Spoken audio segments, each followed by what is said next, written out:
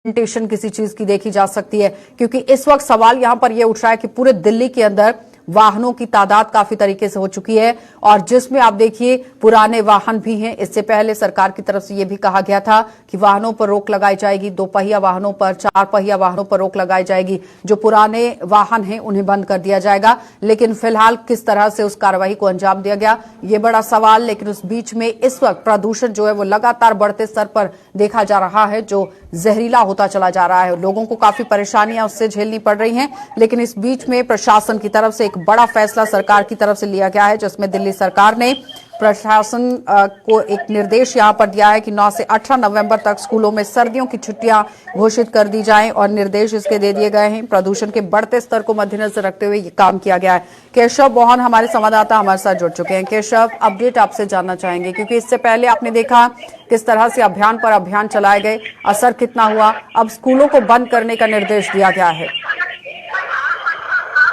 देखिए, बिल्कुल सरकार की तरफ से प्रदूषण नियंत्रण के लिए बड़े स्तर पर प्रयास किए जा रहे हैं और यही बड़ी वजह है कि सरकार अपने अपने स्तर से प्रयास कर रहे हैं। लेकिन सरकार के प्रयास कितने सफल होंगे और आखिरकार आने वाले समय में जो रिस्ट्रिक्शंस लगाए जा रहे हैं उनका प्रभाव कितना देखने को मिलेगा, ये तो आने वाला वक्त ही बताएगा। लेकिन केशव, इससे पहले भी कई अभियान चलाए गए, जिसमें पौधारोपण अभियान चलाया गया, रेड लाइट ऑन और गाड़ी ऑफ का भी अभियान यहां पर चलाया गया। निर्माण कंपनियों को निर्देश दिए गए कि अपना काम बंद कर दीजिए, लेकिन उसके बावजूद भी कमी आती नजर नहीं आई थी। अब स्कूलों को बंद करने का निर्देश दे दिया गया है समय से पहले।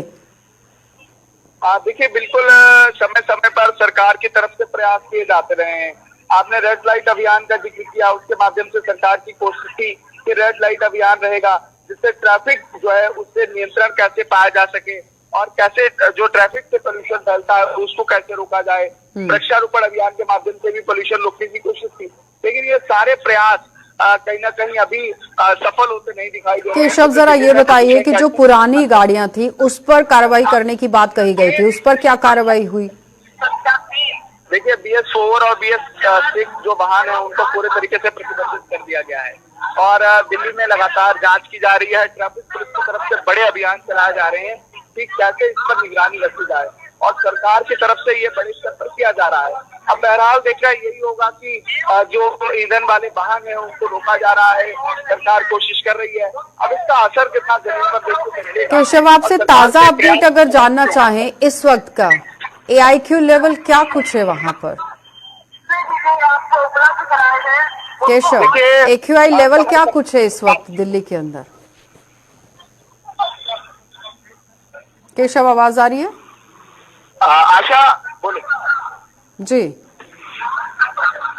देखिए, आपका सवाल मुझे समझ नहीं आ रहा है, लेकिन सरकार जो प्रयास कर रही है आशा, हम अगर समय समय पर देखते रहे हैं कि प्रदूषण को लेकर अभियान हो या सरकार ने जो रिस्ट्रिक्शंस लगाई हो, सरकार पर आरोप हो, भारतीय जनता पार्टी की तरफ से आरोप लगाए गए कि सरकार सिर्फ वादे करती है, काम नहीं करती है। दिल्ली सरकार जब प्रदूषण फैलता है तब तैयारियां करती है। इन आरोपों के बीच सरकार की तैयारियां, सरकार के प्रयास कितने सफल होंगे और जो अभी हाल फिलहाल में गोपाल राय ने जो अभी कुछ देर पहले प्रेस कॉन्फ्रेंस करके कुछ नियम जो है वो कहीं ना कहीं बताए हैं, उसके बाद दिल्ली में कितना प्रदूषण का स्तर सुधरेगा, ये आने वाला वक्त निर्धारित करेगा। चलिए, बहुत बहुत धन्यवाद जुड़ने के लिए केशव। तो फिलहाल आपने देखा कि केशव प्रसाद हमारे संवाददाता हमारे साथ जुड़े हुए थे, जो बता रहे हैं कि किस तरह से 9 से 18 नवंबर तक फिलहाल छुट्टियां घोषित कर दी गई हैं और लगातार प्रदूषण का जो स्तर है वो बढ़ता चला जा रहा है, जिसकी वजह से ये सारी तरह से परेशानी जो है वो सामने आ रही है। लेकिन फिलहाल आपको ये बताते चले कि लगातार प्रदूषण का स्तर जो है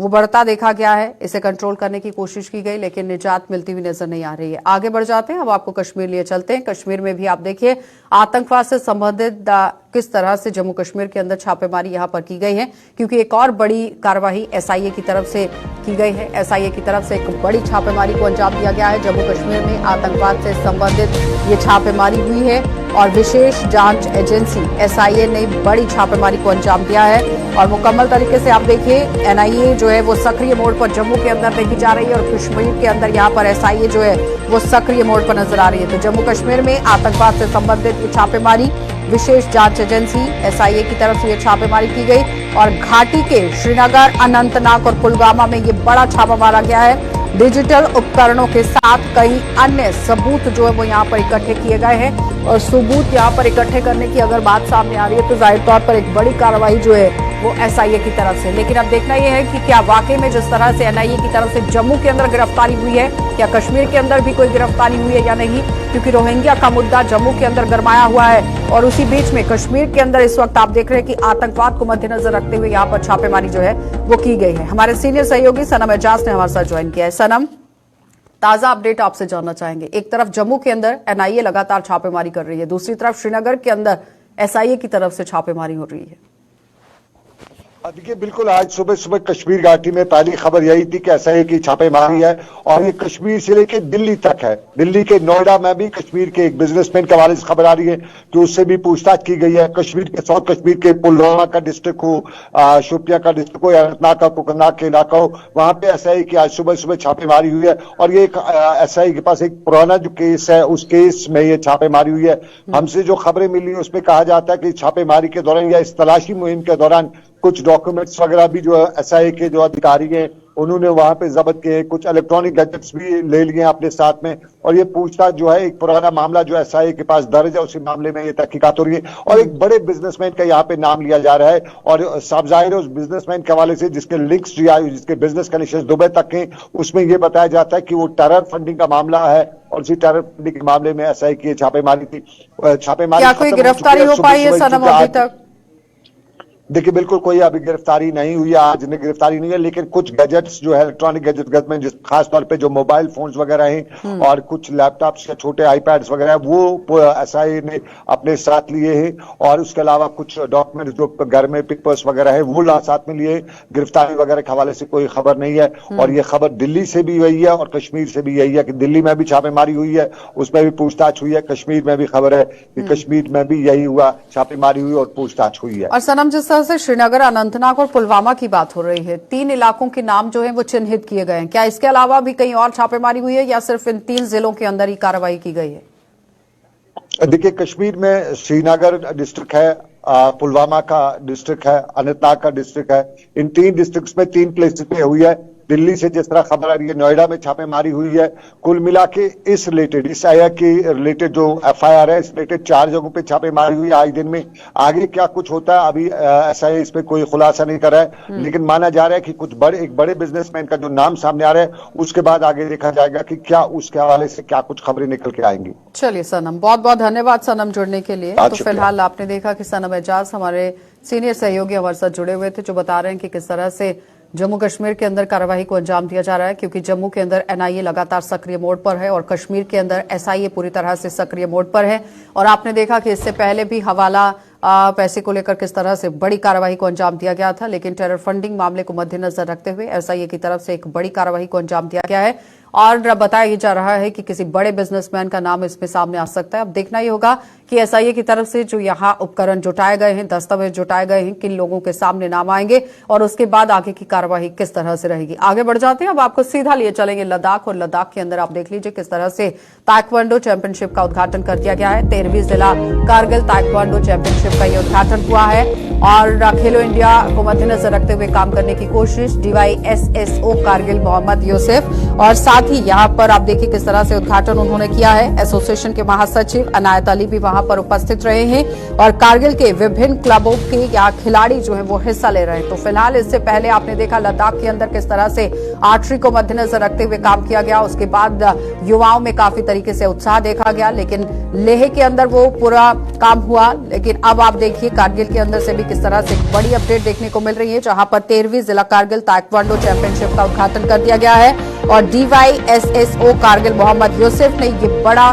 काम किया है, उन्होंने इसका उद्घाटन किया है। एसोसिएशन के महासचिव अनायत अली यहाँ पर उपस्थित रहे हैं और कारगिल के विभिन्न क्लब के अंदर के जितने भी खिलाड़ी हैं, जो खिलाड़ी यहाँ क्लब के अंदर पहुंचते थे, उन्होंने इसमें शिरकत की है, उन्होंने इसमें हिस्सा लिया है। और जाहिर तौर पर देखिए युवाओं को लुभाने का काम किस तरह से किया जा रहा है और साथ ही साथ खेलो इंडिया को मद्देनजर रखते हुए भी ये काम आप कह सकते हैं, मिशन यूथ को मद्देनजर रखते हुए आप काम कह सकते हैं, क्योंकि इंडोर आउटडोर गेम्स जो है वो जम्मू कश्मीर के साथ साथ अब लद्दाख के अंदर भी शुरू कर दी गई हैं। युवाओं को काफी तरीके से एक प्लेटफॉर्म देने की बात कही गई है कि अपनी प्रतिभा को यहाँ पर वो निखार सके, अपनी प्रतिभा को उभार कर सामने रख सकें। और इससे पहले आपने देखा कि केंद्र सरकार की तरफ से किस तरह से उम्दा कदम जो है वो लद्दाख के अंदर यहाँ पर रखे गए हैं, तो युवाओं को किसी भी तरह की परेशानी ना पेश आए उसको मद्देनजर रखते हुए सरकार पूरी तरह से काम कर रही है। लेकिन फिलहाल अपडेट के तौर पर इस वक्त आप लद्दाख से कारगिल से खबर देख रहे हैं, जहां पर 13वीं चैंपियनशिप का उद्घाटन कर दिया गया है। ताइक्वांडो की ये चैंपियनशिप है जिसका उद्घाटन किया गया है और मुख्य रूप से अतिथि भी वहां पर मौजूद रहे हैं। लेकिन इसी पर ज्यादा जानकारी के लिए इसाक हमारे संवाददाता हमारे साथ जुड़ चुके हैं। इसाक, किस तरह से ये पूरा कार्यक्रम वहां पर रखा गया है, क्योंकि आज इसका उद्घाटन किया गया है ताइक्वांडो चैंपियनशिप का? जी आशा, आपको बता दें जिस तरह से लद्दाख के अंदर टेक्वांडो काफी फेमस है और इसी के चलते यूनियन टेरिटरी लद्दाख से करगिल में डिस्ट्रिक्ट लेवल जो मुख्तलिफ क्लब्स के बीच में टेक्वांडो चैंपियनशिप शुरू किया गया है और इस चैंपियनशिप का inauguration activity officer DYSO Kargil Mohammad Yusuf ने किया है। और इस चैंपियनशिप से आने वाले वक्त में लद्दाख से बहुत सारे जो युवा हैं टेक्वांडो जैसे मार्शल आर्ट्स गेम में नेशनल इंटरनेशनल लेवल पे परफॉर्मेंस कर सकते हैं। आपको बताते चले कई सारे लद्दाख के युवा हैं जो कि खासकर करगिल से जिन्होंने देश को यानी इंडिया को इंटरनेशनल प्लेटफॉर्म पे रिप्रेजेंट किया है। Recently university international university world university game जो कि चाइना में हुआ था, वहां पे शहनाज परवीन और एक जो प्लेयर था लद्दाख से, दोनों ने लद्दाख को रिप्रेजेंट किया था इंटरनेशनल प्लेटफॉर्म पे। तो इस तरह की चैंपियनशिप खासतौर से आगे होते हुए लद्दाख को नेशनल प्लेटफॉर्म पे आगे ले जा सकता है। जरा ये बताइए कि लेह के अंदर भी आपने देखा कि आर्चरी को मद्देनजर रखते हुए किस तरह से चैंपियनशिप वहां पर कराई गई, बच्चों में काफी तरीके से उत्साह देखा गया। लेकिन वैसा ही जब कारगिल के अंदर, जो कि एक दूर दराज का इलाका भी माना जाता है, काफी उत्साह लोगों के अंदर और युवाओं में किस तरह से इस वक्त प्रतिभा दिखाने का जज्बा? जी बहुत यकीनन बहुत जज्बा है, क्योंकि करगिल मार्शल आर्ट जैसे गेम में काफी आगे हैं और अपना परफॉर्मेंस पहले से देते आ रहे हैं और इस वक्त भी दे रहे हैं। और इस तरह की ग्रास टू लेवल की जो चैंपियनशिप है इवेंट्स हैं वो काफी बेहतरीन है।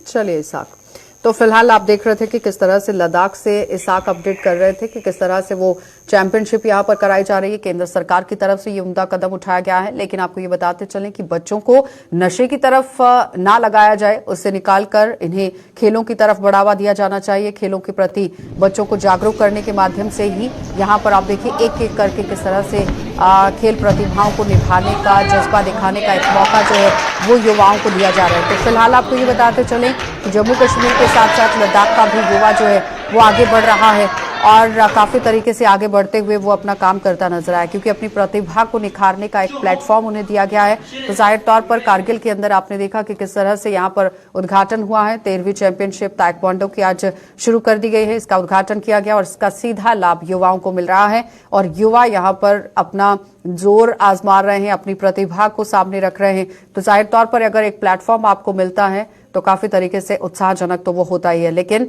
जिस तरह से कारगिल और लद्दाख के बच्चों के अंदर उत्साह देखा गया है, क्योंकि इससे पहले वो काफी तरीके से परेशानी के दौर से गुजरे हैं, क्योंकि अगर उन्हें पढ़ना है या फिर खेलकूद के माध्यम से कोई काम करना है तो उसके लिए जम्मू का रुख करना होता था, श्रीनगर का रुख करना होता था। लेकिन आज वो समय बीत चुका है। जम्मू कश्मीर के साथ साथ यहाँ लद्दाख को भी यूटी बनाया गया है और यूटी बनाने के बाद एक एक काम जो है वो विकास को मद्देनजर रखते हुए किया जा रहा है। लेकिन फिलहाल आप देखिए किस तरह से लाभ अब यहाँ पर युवाओं को मिलेगा, ये आने वाला समय बताएगा। कार्यक्रम में इतना ही। देश और दुनिया की खबरों में